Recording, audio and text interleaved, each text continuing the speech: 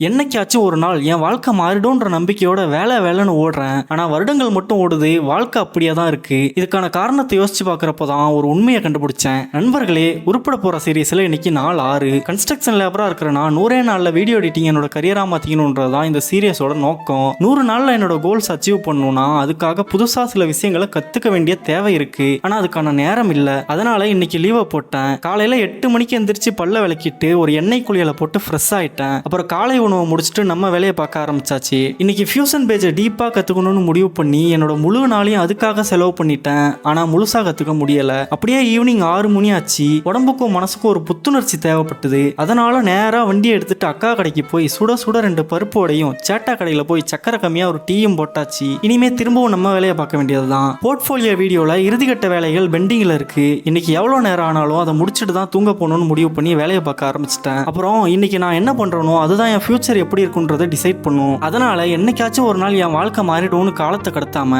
இன்னைக்கு அதுக்காக என்ன பண்ணலாம்னு யோசிச்சு அதுக்கான வேலைகளை பண்ணிட்டு இருக்கேன். கண்டிப்பா என் வாழ்க்கை எனக்கு பிடிச்ச மாதிரி மாறும்னு நம்புறேன். மீண்டும் நாளை சந்திப்போம். நன்றி, வணக்கம்.